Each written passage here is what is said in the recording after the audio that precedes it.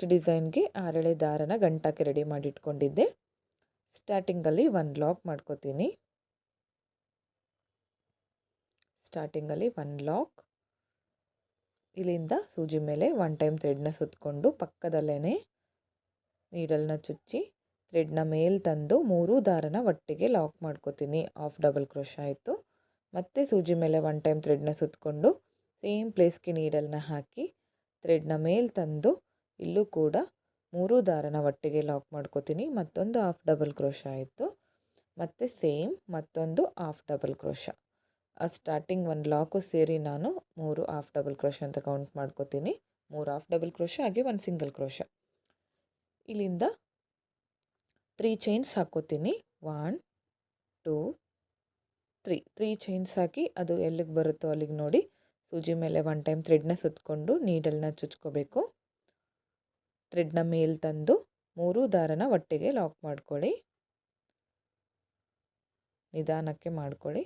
ಮತ್ತೆ ಸೂಜಿ ಮೇಲೆ 1 ಟೈಮ್ ಥ್ರೆಡ್ನ ಸುತ್ತಕೊಳ್ಳಿ. ಅಲ್ಲೇ ಪಕ್ಕದಲ್ಲೇ ನೀಡಲ್ನ ಚುಚ್ಕೊಂಡು ಥ್ರೆಡ್ನ ಮೇಲೆ ತಂದು 3 ದಾರನ ಒಟ್ಟಿಗೆ ಲಾಕ್ ಮಾಡ್ಕೋಬೇಕು. ಮತ್ತೊಂದು ಹಾಫ್ ಡಬಲ್ ಕ್ರೋಶ ಆಯಿತು. ಸೇಮ್ ಇಲ್ಲೂ ಕೂಡ 4 ಹಾಫ್ ಡಬಲ್ ಕ್ರೋಶನ ಮಾಡ್ಕೋತಿದ್ದೀನಿ. 4 ಹಾಫ್ ಡಬಲ್ ಕ್ರೋಶ ಆದಮೇಲೆ ಥ್ರೆಡ್ನ ಮೇಲೆ ಮಾಡ್ಕೋತೀನಿ. 4 half double crochet, 3 chain, 4 half double crochet.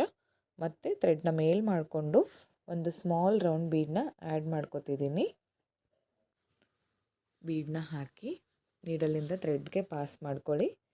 ಇದು ಥ್ರೆಡ್ ಹಾಗೆ ಇರಲಿ. ಮತ್ತು ಒಂದು ಲೀಫ್ ಬೀಡನ್ನ ಆ್ಯಡ್ ಮಾಡ್ಕೋತೀನಿ. ನೋಡಿ, ಈ ಲೀಫ್ ಬೀಡನ್ನ ಇದರೊಳಗನೆ ಆ್ಯಡ್ ಮಾಡ್ಕೋತೀನಿ. ನೆಕ್ಸ್ಟ್ ಹಾಗೆ ಇರಲಿ, ಮತ್ತೊಂದು ಸ್ಮಾಲ್ ರೌಂಡ್ ಬೀಡನ್ನ ಆ್ಯಡ್ ಮಾಡ್ಕೋತೀನಿ.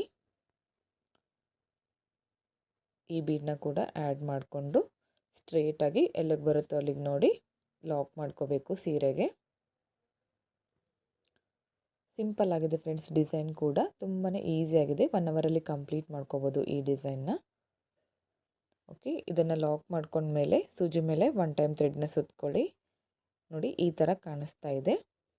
ಸೂಜಿ ಮೇಲೆ 1 ಟೈಮ್ ಥ್ರೆಡ್ನ ಸುತ್ತಕೋಬೇಕು. ಅಲ್ಲೇ ಪಕ್ಕದಲ್ಲೇ half double crochet. Half double crochet ಅಂದರೆ ಸೂಜಿ ಮೇಲೆ 1 ಟೈಮ್ ಥ್ರೆಡ್ನ ಸುತ್ತಕೊಂಡು ಥ್ರೆಡ್ನ ಮೇಲೆ ತಂದು 3 ದಾರನ ಒಟ್ಟಿಗೆ ಲಾಕ್ ಮಾಡಿಕೊಂಡ್ರೆ ಅದು ಹಾಫ್ ಡಬಲ್ ಕ್ರೋಶ ಆಗುತ್ತೆ. ಮತ್ತೊಂದು half double crochet. Okay, 4 half double crochet ಆದಮೇಲೆ 3 ಚೈನ್ಸ್ ಹಾಕ್ಕೋತೀನಿ.